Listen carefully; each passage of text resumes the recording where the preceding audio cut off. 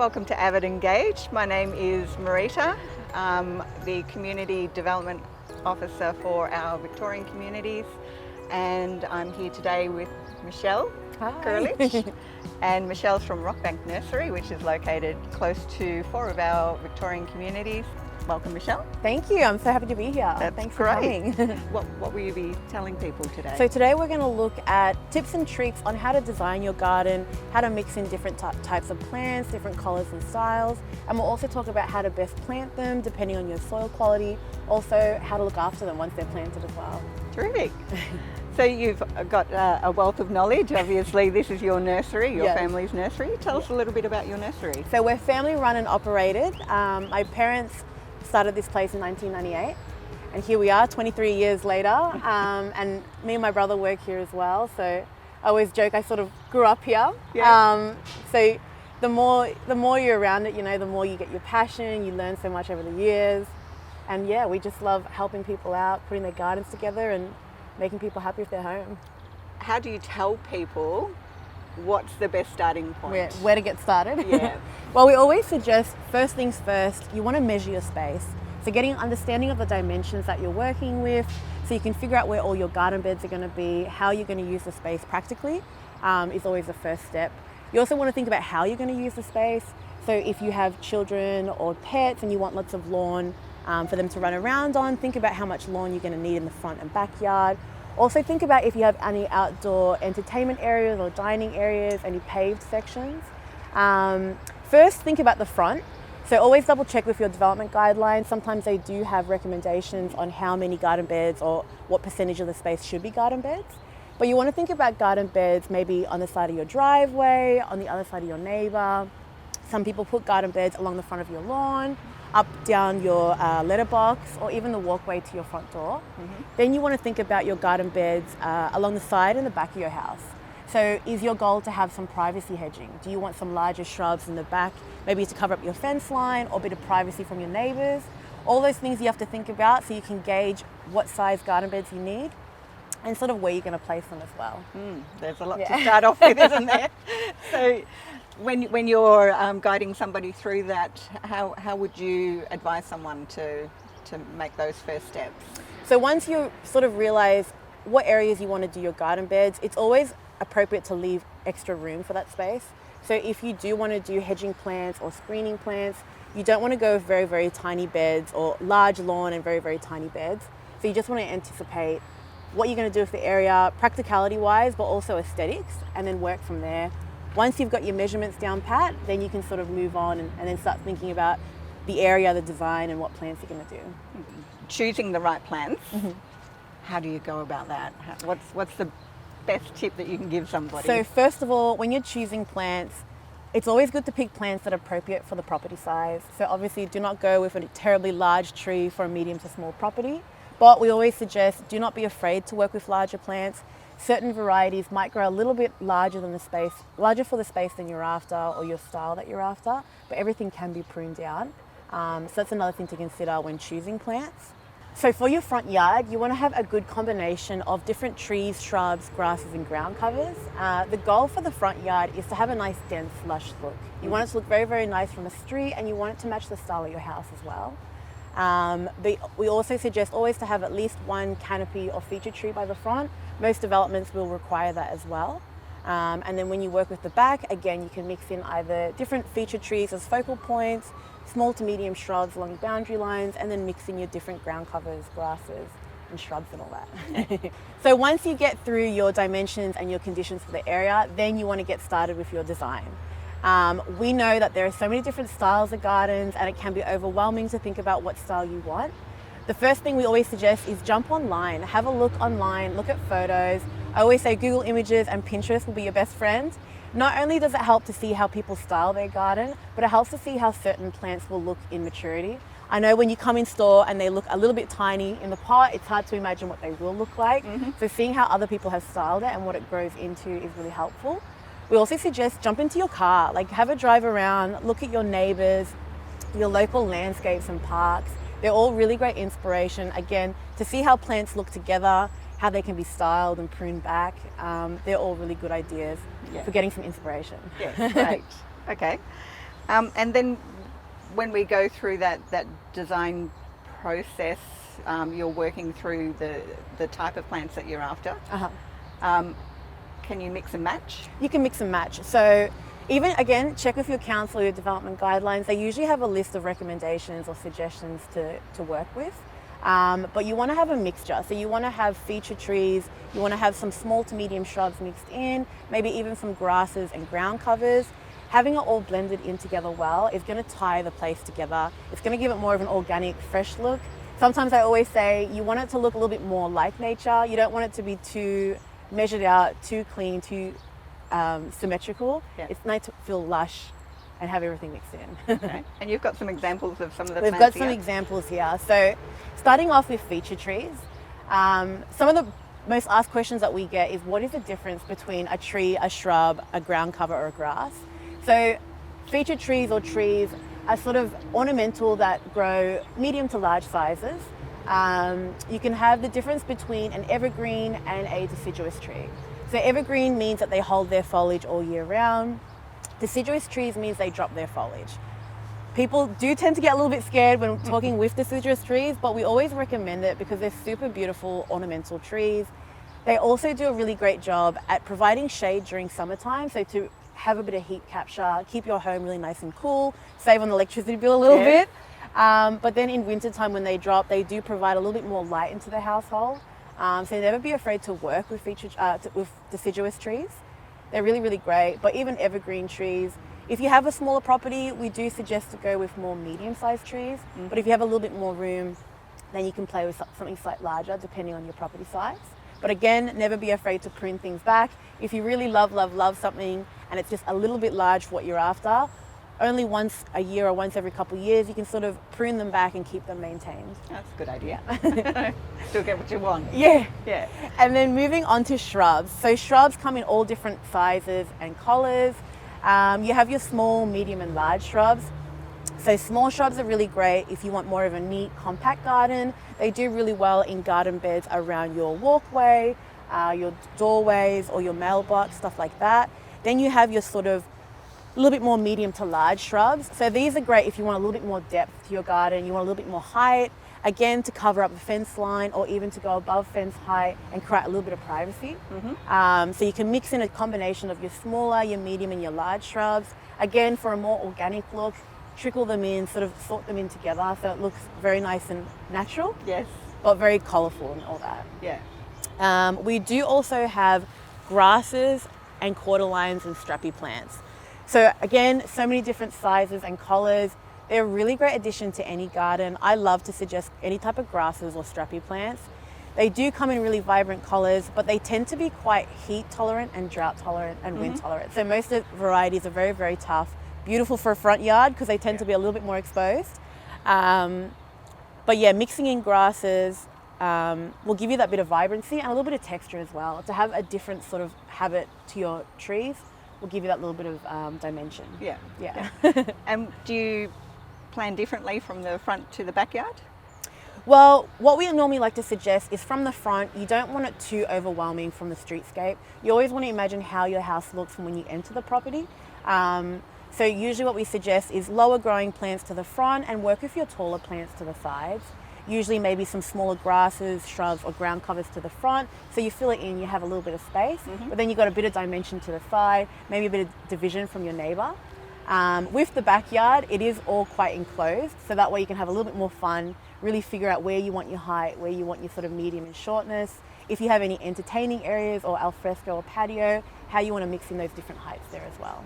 Obviously, we all have different soil conditions. Do we need to think about that when we're choosing our plants? So once you're ready to sort of decide what plants you're going to get, most plants will tell you what kind of soil conditions they like. So majority of plants do prefer a moist but well-drained soil. So depending on where you live, that's going to change. If you live in an area that has quite clay soils, you might have issues with drainage. So clay tends to hold quite a bit of water. So what you want to do is you want to avoid any kind of waterlog below your plants. If you live in an area that's a little bit more sandy type, then you might have issues with water retention. So you want to find that fine line between well watered but well drained.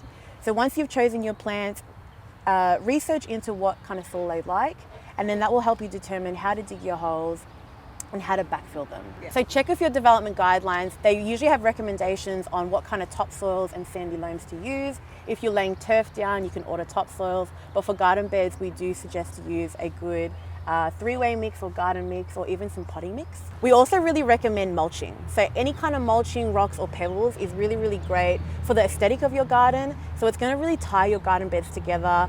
A contrasting color against your plants will help the colors pop more as well. But also they're very beneficial for water retention.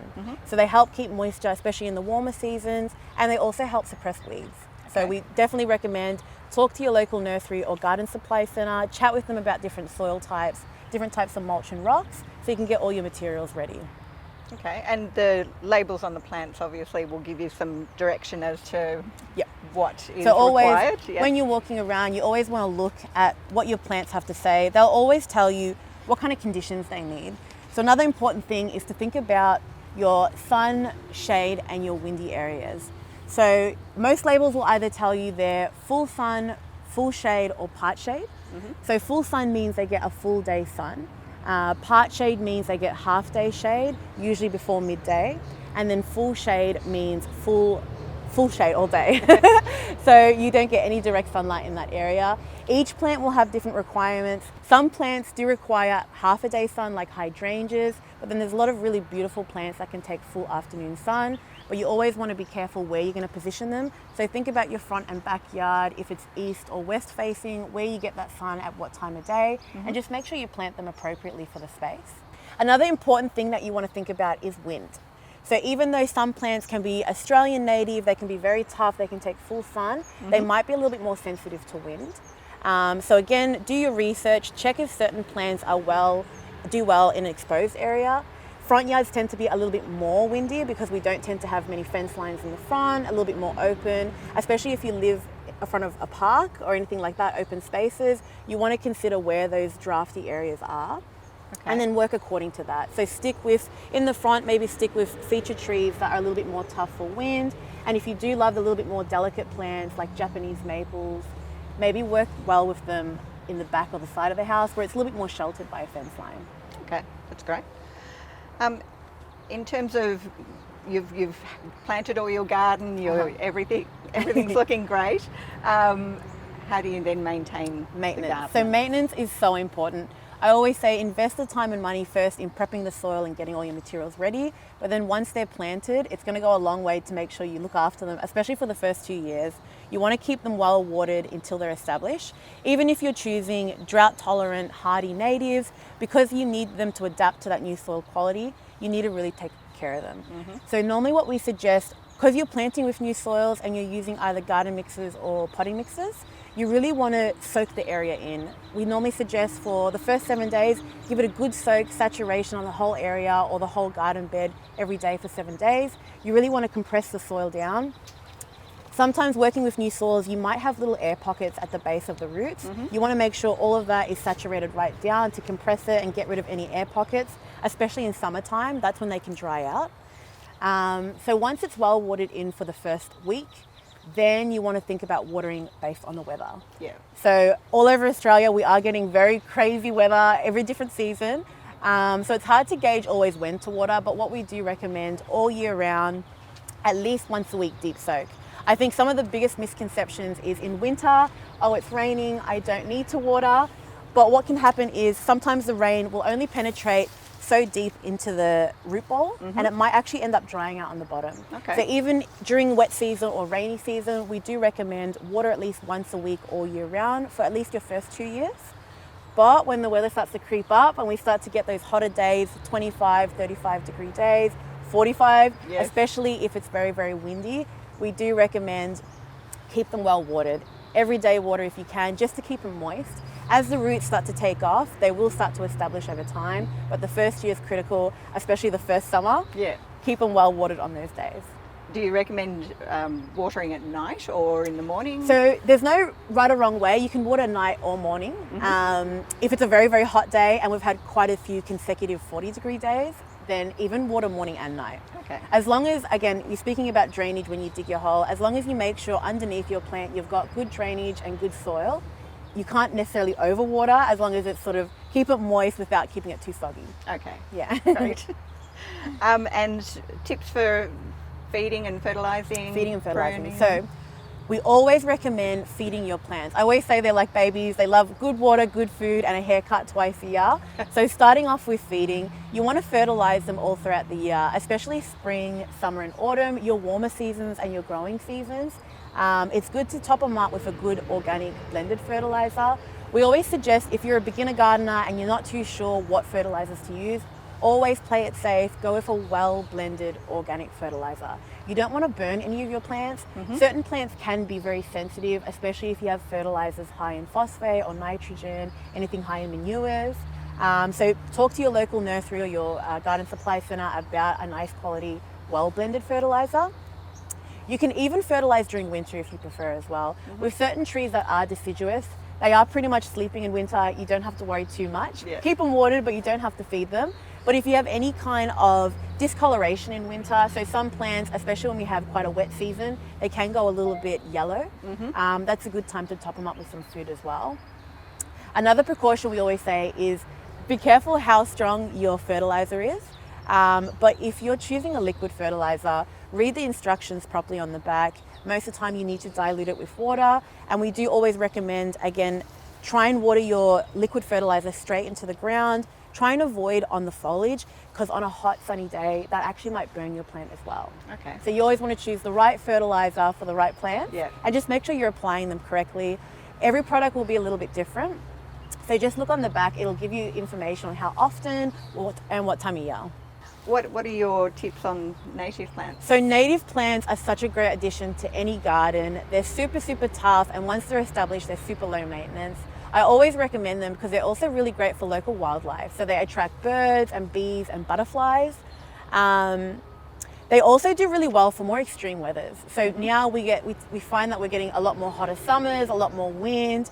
So to make sure you have strong plants, especially for the front yard, it's really good to tie in some really nice natives. I always say it's a great way to do a beautiful garden, but also a practical garden. So for your smaller ones, you do have beautiful, smaller growing shrub natives like the Himalayas. These are really great. Any type of bottle brush are really nice as well. These have beautiful, vibrant red flowers. They come in pink and white as well. You also have some really nice native ground covers as well, covered in flowers all throughout the warmer seasons. They're really great to have an all year round color, but also for the backyard. So if you're looking at some more hedging plants and you want to sort of cover up your fence line, it might be very hot in that position, you want something a little bit more strong, things like the lily pillies do really, really well. They're lush, glossy green all year. You've got your fire red tips that come out spring and autumn. They also have beautiful flowers. Yeah. So definitely mix in some natives on your borderline, but even trees. There are some absolutely beautiful, vibrant native feature trees. This one here is the Agonis flamingo. It's got a beautiful variegated green with the cream tone foliage, and then these beautiful pink tips. Yeah, it's gorgeous. When the sun hits these, they almost look like they're on fire. They're just vibrant in full sun. So there's so many really nice options for your front and backyard to mix in natives. I know a lot of councils and regulations do recommend planting predominantly natives. So definitely check if they have any suggested lists that you can go through, or again, come into your local nursery and chat with us and we can show you around at some really great ideas to help mix in some really nice natives. And I can see you've got a very nice feature tree over here. So we'll move this one. So again, when we spoke about windy areas in the front, it's good to pick a tree that can handle quite a bit of wind. There are really great options like the crabapple. These only grow about 6 meters tall, 4.5 wide. In springtime, they're covered in beautiful dark pink purple flowers, like the Japanese blossom style. Then once the flowers finish, they come to a really nice matte green foliage where all the tips come out more of a ruby red. So again, if you saw this in the sun, it looks like it's illuminated. They're very, very beautiful, but very practical. So we always recommend, especially for an exposed front yard, go for stronger, more hardy feature tree. And then if you want more delicate trees, they're best worked in the back or the side of the house. That's gorgeous. Well, thank you very much for your time today. Yeah, thank you. Obviously, you've given us a lot to think about. If people wanted to get in touch with you, what's the best way to to get in touch so with feel you? free to check us out on our website, rockbanknursery.com.au. Don't be afraid to shoot me a message on our Facebook page or Instagram, just Rockbank Nursery. We are more than happy to help you out with any questions that you have.